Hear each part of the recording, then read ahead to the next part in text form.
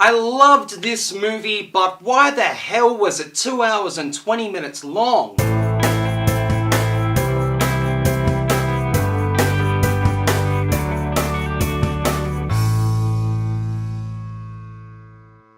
With their headquarters destroyed and the world held hostage, members of the Kingsman find new allies when they discover a spy organization in the United States called the Statesman. Haha.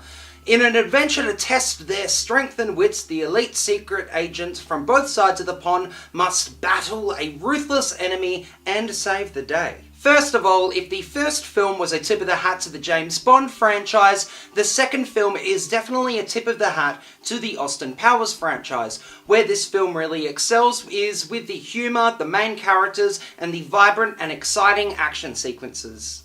Pedro Pascal actually gets his own segment here because of how amazing he was in the film. You know, he nailed the action sequences, but what I really found fantastic here was the fact that he actually played an American character through and through. You know, there wasn't any alluding to the fact that he was Latino, he was just an American character.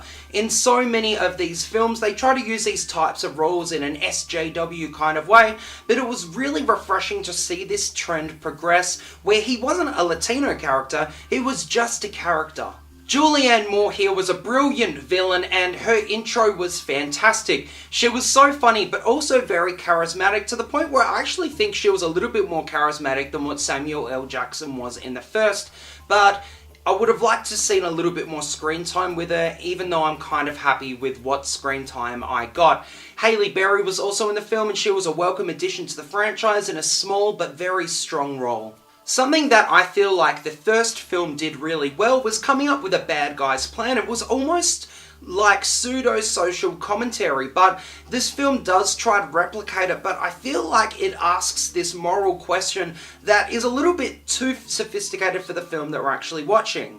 The sound design on this film was fantastic, very similar to the first one, and also the score was very similar to the first one, but I did find the score to be a little bit intrusive, basically hitting the same beats as the first one, except the volume turned up to an 11.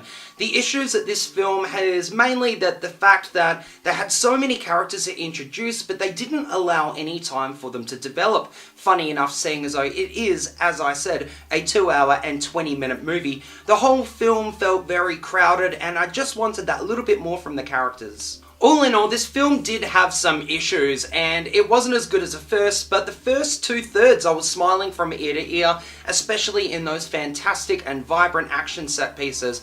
I'm really looking forward to seeing where the franchise goes, and I definitely recommend seeing it at the cinema. So do you plan on seeing The Kingsman 2? Do you agree with my review? Let me know in the comments below, and of course if you like this video and want to see more, please click here to see more. Thanks for watching, bye.